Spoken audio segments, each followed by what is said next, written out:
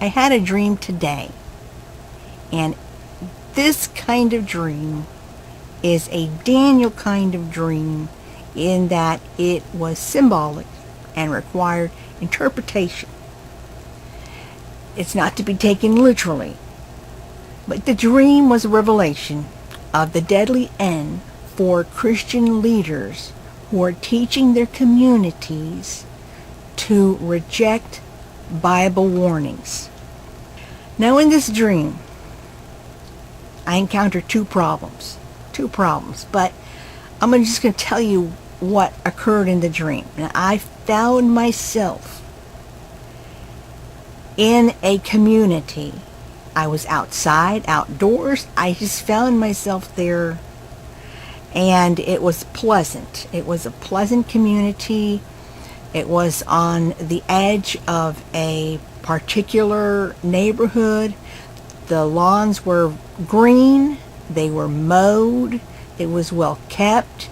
It was the end of a particular community where it was, the road ended, but it ended to a cultivated, like a sidewalk, and on to my right in the dream was a long street that had a residential neighborhood, a very beautiful, pleasant neighborhood. Houses on either side. They were modern houses. They were houses that are about $500,000 in today's market, and they were all occupied with families. It was a beautiful clear weather. It was blue outside. It was everything of a pleasant neighborhood. However, before me in this lot, this cultivated lot at the end of this residence, this neighborhood, which there had houses to my left that had brown painted beautiful fencing that closed that particular side of the community, and behind, across the street, was a like-mannered houses. And on the side here that I stood at the end of this road where the sidewalk curved around and went back was a well-kept lawn, a very large area of just grass. The issue was, I found myself looking at, in this beautiful, desirable, modern neighborhood, a big hole. It was a big hole. It wasn't so much a sinkhole. It was a big, it was probably the size of a football field. And what had happened, there was a break in the ground, and it revealed a steep drop, perhaps 50 to 100 feet, just a sheer drop. I could see inside. It was like looking into a place where there's caverns, but the top of the earth had been broken apart by earthquake, so the ground was cracked open. It was a big, kind of a jagged circular break, and it was a sheer drop down. I could see rock. It was just like caverns underneath there, caverns, and just a sheer drop. If that ground gave from underneath you, it would be like falling from a building. You would hit not soft ground, but inner rock, and it would be deadly. It would be deadly what would happen to you. But what was more curious about it, to me, was then, because of this break, I could see that the entire foundation of the ground that everything was on was made out of about 1.5 feet. That was solid asphalt. It was like dark black with rocks, solid asphalt with a top layer of turf, of sod. And that was the grass that I was seeing. It was perfect. It was quality grass, kind of grass that's in Florida, St. Augustine grass, very lush and thick grass. And I was like, oh my gosh, it's like a hollow chocolate that, it looks solid, but it's all hollow inside, and just for that layer. And here I was, being influenced to have a house there in this community. And I'm like, well, this is the whole ground structure. This is the whole foundation. And the people were like, oh, yeah, they knew about it. They knew that this was like this, and it wasn't a problem for this. So this wasn't an odd thing that happened. This was how this was the foundation of the entire community. This whole community, this whole big town, it was a town, was built on top of this foundation that was hollow. And 1.5 feet of this like hard asphalt, but all beneath it, hollow. That a sheer drop that was deadly. It was deadly. And they knew this because it wasn't the first of this kind of random cracks that happened. I was terrified to know I was walking on this, that all those houses that had quite a lot of weight.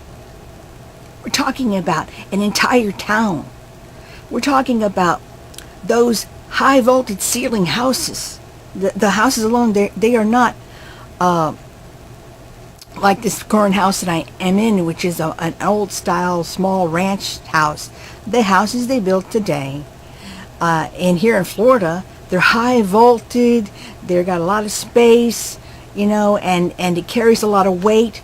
And we're talking about a community was all on top of this surface. So from what I was being told by the people there who were watching me react like in shock, that this, that this wasn't the only time. It happened every once in a while. The ground would just give way in certain areas.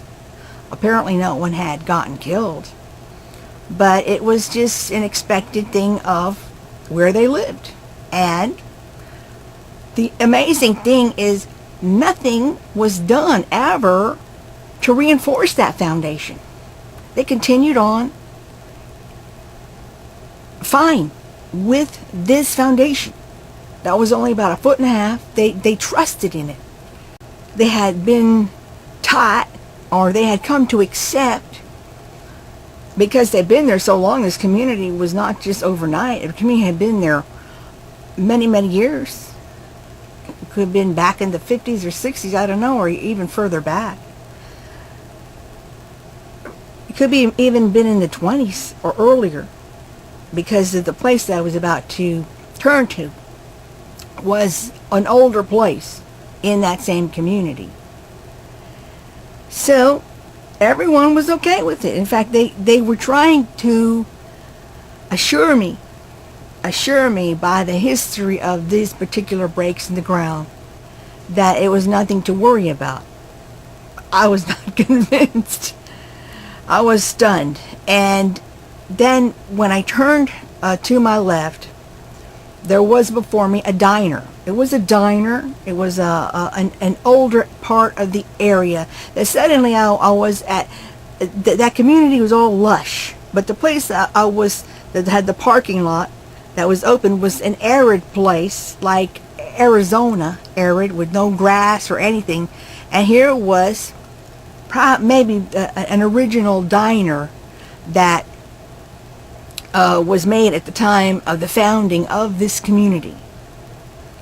And I went over into the diner to go inside, and when I walked in there, there was a situation going on, but it wasn't an unexpected situation. Now in this situation, there were in their oldsters of the town. They were sitting around. And what happened is, at the time I came in there, one of the old timers was sitting before where there was a sink and some hydrochloric acid that apparently came through the water system had come through at that time, and it had been on his hands. He had some smoke coming up, but he was like, seeing my reaction and everyone in there, it was like, no problem. They handled this all the time. It was just not a big deal. And I was like, hydrochloric acid? Yeah, they were telling me, yes, that there was leaks of hydrochloric acid that would come through routinely. And it wasn't a problem, obviously, because as it came through, I could see that even though there was vapors of it that came on his hands, he quickly took care of it. And he had this kind of like, he wasn't in any way alarmed that happened to this gentleman. And he was in every way, like it was not a big deal. And he was a professional at doing this, a pro. He had a lot of experience. It was nothing. Just brush it off. Well, I had happened to come in at the moment everything was about to be unraveled. Everything was about to be, the veil was about to be torn asunder for everybody there. Because there were several old-timers and elders in there. And they all had the same kind of attitude. They had lived their lives in this town. They had known that this water was contaminated. That the river that the waters flowed from to this town had a spring that out of it would well deadly hydrochloric acid from time to time. But even though they understood the dangers, even though they knew everything that was a warning about it, by their success in brushing it off and handling it and making it seem small and scoffing at it, they had ignored all the warnings, and they had come by this example to also teach the young people and the children born into there and the strangers that came there to also have the same viewpoint. But as I looked out the window of the diner, I could see in the parking lot the truck of that very same person sitting there. He had one of those big trucks that a lot of men like to have today. They step in to the truck itself where a passenger sits comes up to my waist. It's very high. Well, when I looked out, I saw that there was a river. The river of this hydrochloric acid had never done this before, had overflowed, and now there was a flood of hydrochloric acid that reached 2 inches above that man's truck, so that everything that had been dry before, all of a sudden, disaster had fallen on everything, and the town was flooded.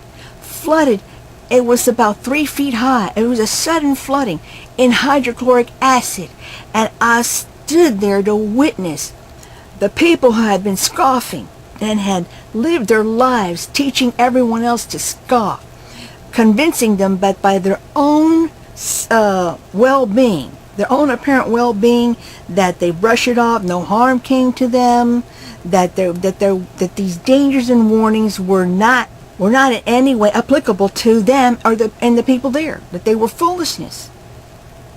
In the blink of an eye,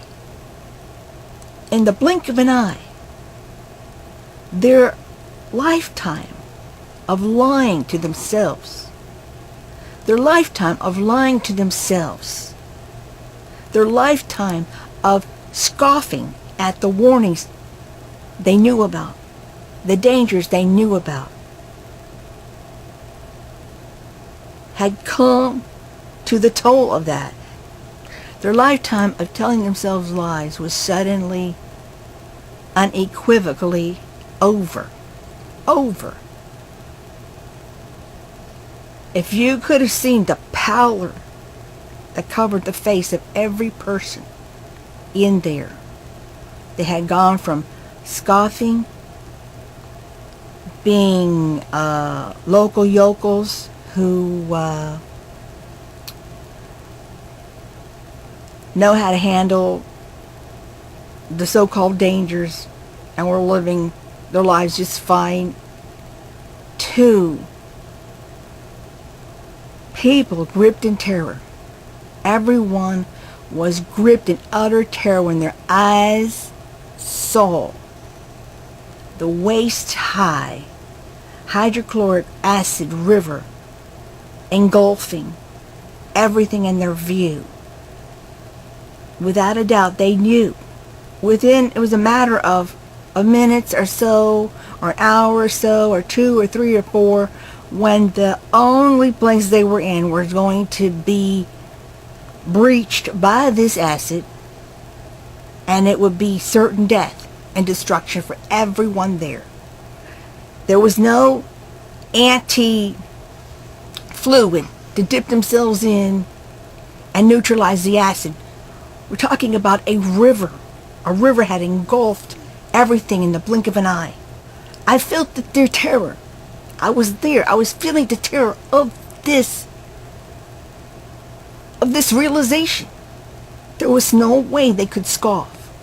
And the people that they had led into that same trap, there was no elbow room for anybody to start name-calling each other, to start blaming one another, because the terror of the danger in front, they were going to experience a consummation, a painful consummation by this lake of acid, was tantamount. It ruled. That terror ruled.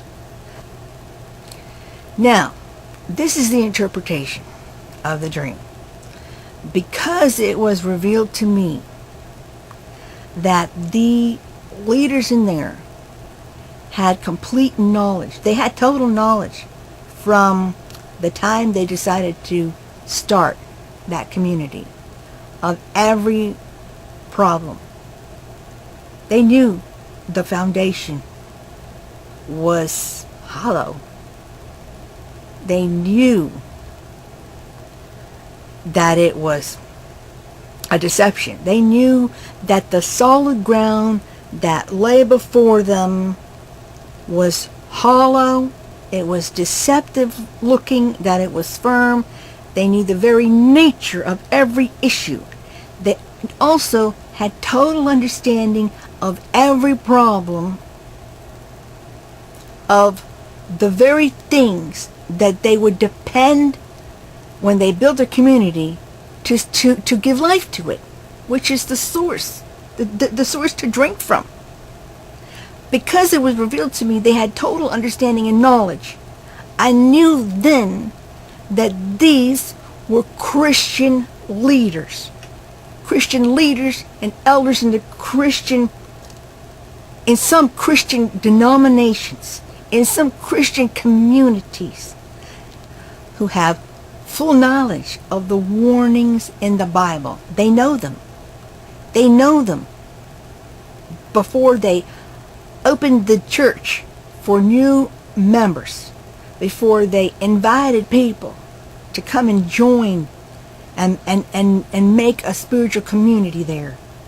They knew, and they, throughout their time, have known about these warnings. Yet, they refused to believe them and built that community. Whenever any of these things came to light in displays of scoffing at these issues before everyone, making a show, and through this teaching everyone in that community to disregard it and to scoff as well, to harden their hearts against it, and the consequences that await such community, which is utter destruction, complete destruction.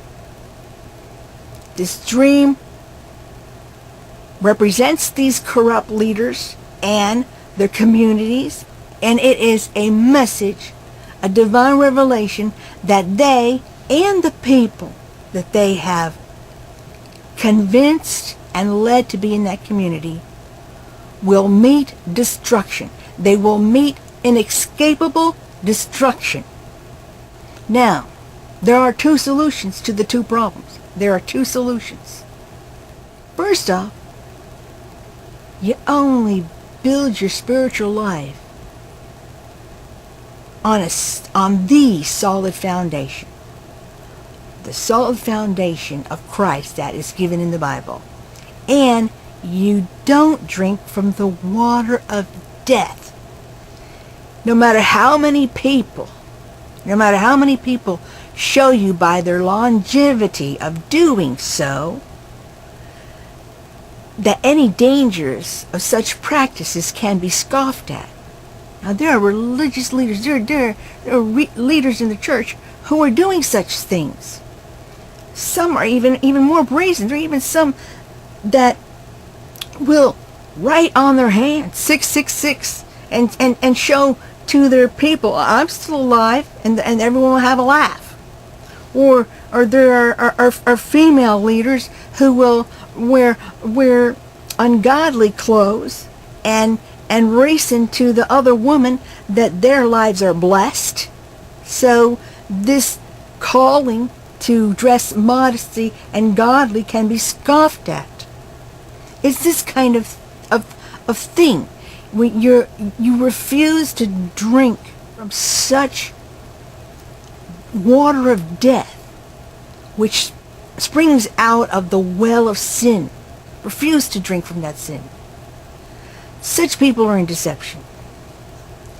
Instead, drink only from the spring of the water of life, which has only one source, requires no payment, but only belief. But it's the belief of the obedience of the faith that is taught in the scriptures, and not the belief of demons that many people are fooled to think is enough. Because the scriptures show that the demons believed that Jesus was the Son of God. And it's not just a face value belief or a heart belief, because they truly believed it. But they did not have the belief of obedience to the faith. The Bible tells us in the last day there will be scoffers. Some of those scoffers are not unbelievers. They're leaders in the Christian community. The scoffer, these kind of scoffers, scoff at the Bible. You need to have nothing to do with such a place, for their end is destruction. Their end is certain destruction. For a time, they're going to live in this, but in a blink of an eye, this hardness of heart, this wicked stubbornness will have its end. You don't want to be found in that company. You do not want to be found in that company. Notice the town was beautiful. It was picture perfect. It looked great. But all that mattered was that was a deception, as it was their attitude towards all the things they knew and understood to be deadly, yet rejected the warnings, so they could have their life as they wanted, in the way they wanted, where they wanted.